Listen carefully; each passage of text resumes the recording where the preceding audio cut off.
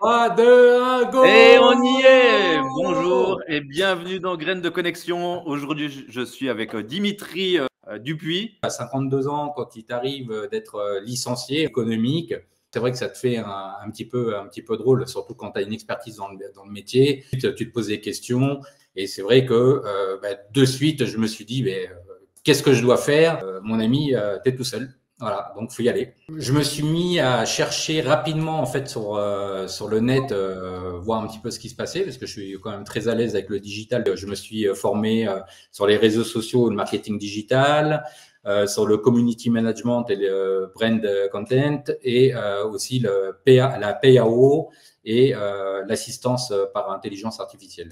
J'ai travaillé des deux côtés du bar, hein, comme je dis, hein, soit en tant que fournisseur ou soit en tant qu'employé de restauration, donc où j'ai gravi tous les échelons. Hein. J'ai commencé de simple serveur jusqu'à cofondateur d'entreprise, puisque j'ai créé une brasserie après en arrivant à Lausanne, avec une équipe d'associés. En France ou à Monaco, quand je travaillais, j'ai souvent travaillé avec des vrais hôteliers, restaurateurs, des gens de métier, des familles du métier en fait.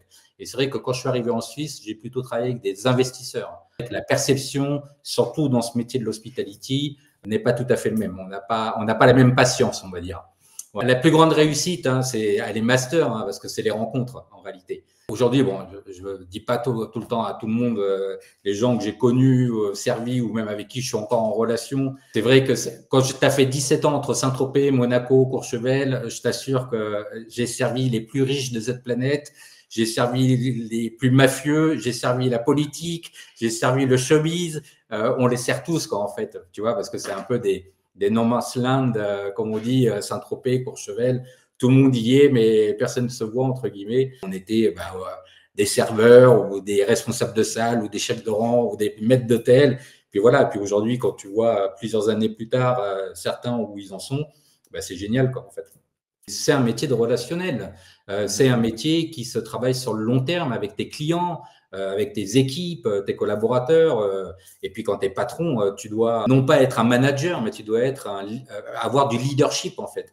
C'est-à-dire que c'est quand même deux choses qui sont différentes, même si on les confond souvent. Je dirais qu'il faut avoir cette capacité à être un vrai scanner et puis cette capacité aussi à avoir beaucoup de sensibilité, d'empathie, mais sans que ça l'emporte en fait sur l'opérationnel. Parce que à la fin, nous, c'est toujours le client qui décide et c'est toujours là où il faut livrer. Donc, nous, en coulisses, en fait, on ne doit jamais faire voir que ça va mal. On ne doit jamais expliquer qu'on peut avoir des problèmes, quels qu'ils soient, parce que ce qui nous importe, c'est le client. Parce que c'est le client qui va te pérenniser, en fait, sur les années, voire de génération en génération. Quand j'ai travaillé à Saint-Tropez, j'ai eu la chance d'apprendre avec, comme je te disais, des vraies familles de restaurateurs et d'hôteliers. Des fois, on avait 3 générations en même temps en vacances de la même famille. Tu vois, et ça, c'est génial parce que tu sais que la 3e génération, c'est ton futur client. J'avais envie de rester dans mon métier, parce que c'est mon métier de cœur, de t'aider déjà, parce que c'est très égoïste, hein, en fait, au départ, mais aussi qui va pouvoir aider les gens qui sont ton métier avec les problèmes que tu as identifiés. Moi, j'ai toujours été un facilitateur, tu vois, je m'appelle le facilitateur. Ouais, justement, tu dis pas coach, mais facilitateur. Hein. Voilà, exactement. Parce qu'en fait, ce que j'aime bien dans ce métier de facilitateur, qui est un vrai métier d'ailleurs, hein, moi, je vais implémenter dans mon package, mais facilitateur, c'est le groupe, en fait. Alors que le coach, en général, c'est plutôt l'individu, tu vois. Oui, il y a des coachs qui s'occupent de groupes aussi, hein, je vois déjà les commentaires, etc. Mais la facilitation, c'est mettre bien, préparer un environnement pour le groupe. Je l'ai compris quand j'ai commencé à lire, à comprendre ce que c'était ce métier. Et là, je me suis dit, il faut à tout prix que je lis, en fait, toutes ces compétences de la facilitation et notre si beau métier. Et donc, c'est pour ça que j'ai créé, en fait, une méthode pour aider les restaurateurs et les hôteliers qui sont épuisés, en fait. Le restaurateur qui fait 80 heures par semaine, personne ne l'aide. J'ai essayé pas mal de choses, ça n'a pas toujours été des succès, mais c'est comme ça qu'on apprend d'ailleurs. Hein. Donc, moi, ce qui me plaît encore une fois, par-dessus tout, c'est de pouvoir mettre à contribution et à disposition mon réseau. Parce que, comme tu peux t'en douter, j'ai un réseau quand même assez important, comme toi d'ailleurs. Hein. Je sais que tu connais beaucoup de monde. On est des réseauteurs, on adore ça. On aime ça. Ouais. Perso aussi, tu vois que là, en me disant, bah, tiens, maintenant avec ce que je suis en train de créer, je m'aperçois aussi que tu vois, il va falloir le travailler différemment et puis réactiver certains réflexes, quoi. Je me suis dit, mais en fait, quand j'étais dirigeant, qu'est-ce que j'aurais aimé avoir avec moi? Et en réalité, en réfléchissant, je me suis dit, j'aurais aimé avoir quelqu'un qui vient de temps en temps pour qu'on puisse réfléchir sur des points bien précis, tout passer en revue, en fait. Donc, du coup, j'ai créé Mindkey Team. C'est un peu les clés du mindset, l'esprit d'équipe. J'ai créé ces 4 modules, donc le Mindscan, où l'idée, c'est justement de voir avec lui s'il est vraiment décidé à se faire aider. Quelque chose qui est un peu particulier dans ce métier, c'est que bizarrement, on a horreur de se faire aider. Parce qu'on veut toujours tout délivrer, on veut être partout, on veut tout maîtriser, etc.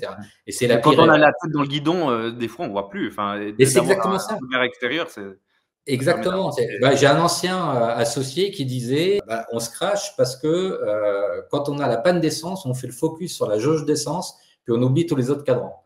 Dans la restauration, c'est exactement la même chose. Quand on est focus, en fait, on est focus sur les choses, on est focus et on oublie tout ce qu'il y a autour et en fin de compte, on s'épuise. Et le pire, c'est qu'on répète tous les jours cette journée. Et en fait, on n'a personne qui nous dit hey, attends, sors un petit peu, sors de l'opérationnel parce que en fait, tu n'as pas à être dans l'opérationnel. Toi, tu dois être dans la rentabilité, tu dois être dans la stratégie, etc.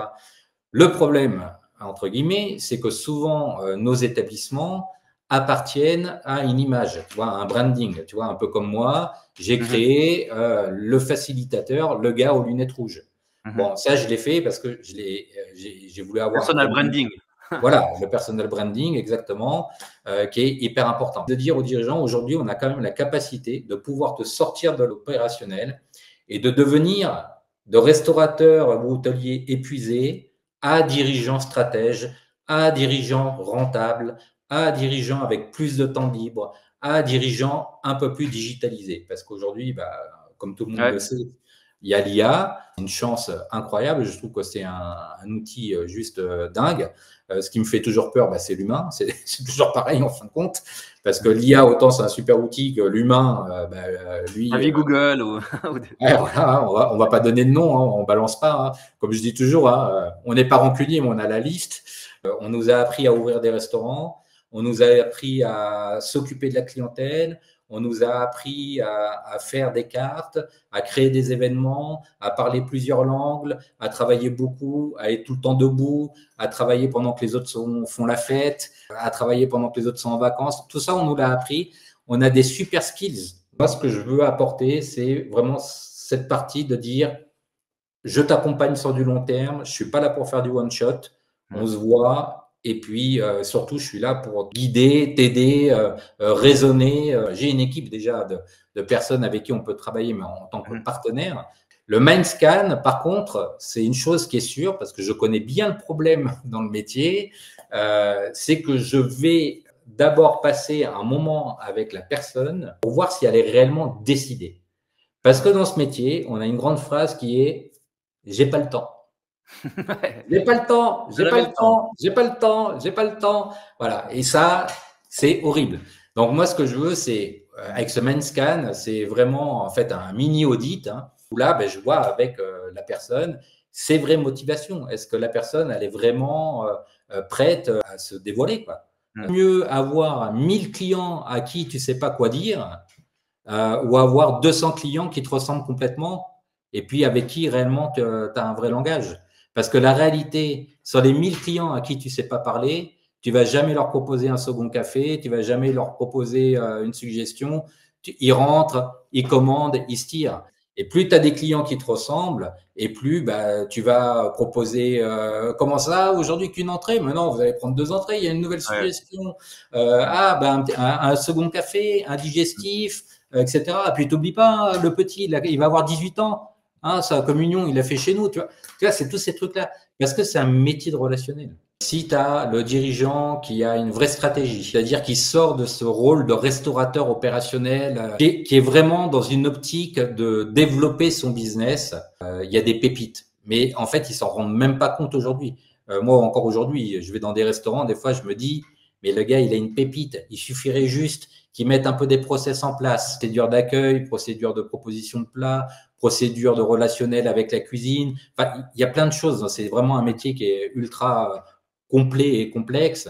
Bien que ça, déjà, le gars qui augmente son chiffre d'affaires de 10% par an, c'est hyper facile. Si tu augmentes ton chiffre d'affaires, bah, tu vas normalement augmenter aussi ta marge. Puis si tu fais un peu plus attention à tes achats, ton RH, etc., bah, tu augmentes ta marge nette. Enfin, ça peut aller très très vite. Alors certes, on prend du temps à le faire, mais après on gagne du temps. Le temps, c'est de l'argent. D'avoir quelqu'un, un regard extérieur qui a vécu ton expérience, bah, ça permet de se poser les bonnes questions. Parce que sincèrement, aujourd'hui, avec le peu de leviers, entre guillemets le peu, parce qu'il y en a quand même quelques-uns, mais avec tous ces leviers-là, non seulement, comme tu viens de le dire, les process, une fois qu'ils sont mis en place, ils sont mis en place, mais le mieux, c'est que si tout ça, ça fonctionne et que tu arrives vraiment à tout développer, tu peux même dupliquer. C'est-à-dire que demain, en fait, peut-être que jamais tu t'es posé la question d'avoir un deuxième restaurant, avec les mêmes techniques, mais dans un autre thème. Le tout, c'est toute une question de procédure, en fait, et d'application surtout, et d'investissement personnel. C'est pour ça que le Mindscan, pour moi, il est hyper important. La stratégie, c'est réussir vraiment ma mission d'accompagner un maximum de dirigeants, les voir évoluer, grandir, puis moi, me permettre d'apporter la belle vie qu'on mérite avec ma petite femme. Regarde en arrière, mais regarde que les choses positives, parce que même positives ou négatives, de toute façon, c'est des choses qui ont été accomplies. Donc, tu es capable et tu dois rien lâcher. Passe à l'action, et ça, c'est la seule chose, parce que ne pas passer à l'action, c'est rester dans une immobilité qui va être paralysante par la suite. Parce que plus tu attends, plus tu es paralysé. Donc, il ne faut pas attendre, il faut foncer, foncer, foncer. Puis, de rendre les gens, les clients heureux, les employés heureux et les dirigeants heureux. Ma petite surprise, elle est assez simple, c'est que là, aux 3 premiers, en fait, qui vont se manifester en tant que restaurateur ou hôtelier ou restaurateur hôtelier, ben, je vais leur offrir en fait un Mindscan qui va durer 1 heure, 2 heures, comme ils veulent, mais surtout sur un sujet spécifique pour eux. Et pour l'un d'entre eux, c'est lui qui décidera un accompagnement gratuit, sans limite dans le temps. Et je le fais vraiment du fond du cœur. Parce que je me dis que, 1, ça lui servira, et 2, ça me servira aussi. Donc, très sincèrement, c'est un vrai échange win-win. Et ça, c'est parole donnée, un accompagnement gratos, sans limite dans le temps. Alors, je vous invite, puisqu'il aura réussi son challenge. je ne sais pas si vous avez bien compris, hein, mais l'intérêt qu'il y a là derrière. Donc, je vous invite à aussi repartager cette vidéo à toutes les personnes qui sont dans la restauration. Ça aussi, faites découvrir ce que propose Voilà, Dimitri. c'est développer votre chiffre d'affaires en 4 leviers, booster votre marge nette sans sacrifier l'humain. Ça, c'est vraiment le mindset, si vous voulez, pour rendre le restaurateur ou l'hôtelier en dirigeant stratège, rentable, plus libre et plus digital. Donc, vous pouvez me retrouver très facilement sur LinkedIn parce que c'est ma plateforme de prédilection. Je suis très actif dessus. Et puis sur Instagram, où en général aussi, je mets quelques contenus. Mais de toute façon, les amis, on a besoin des uns et des autres. Moi, aujourd'hui, je me mets à 100% à disposition des restaurateurs et des hôteliers. Le mot de la fin, c'est faites-vous aider, aimez votre famille. Moi, j'ai la chance d'avoir une super famille qui m'entoure. Ayez confiance en vous, passez à l'action. Et puis, la citation de Dumas, je l'avais notée parce que je savais que tu allais me poser cette petite question. Ceux qui lisent savent beaucoup, ceux qui regardent savent quelquefois davantage. Donc, passez à l'action et puis vous allez voir, ça va être magnifique. Et à disposition, les amis. Merci beaucoup, Dimitri. Merci, Ludo, c'était super. Hein. On refait ça quand tu veux. Ouais, ça marche. Alors, à la prochaine dans Graines de Connexion. Merci d'avoir suivi cette vidéo et puis à la prochaine. Merci. Allez, ciao, suivez Ludo, c'est un super mec. Allez, merci pour ciao, Ludo. Ciao.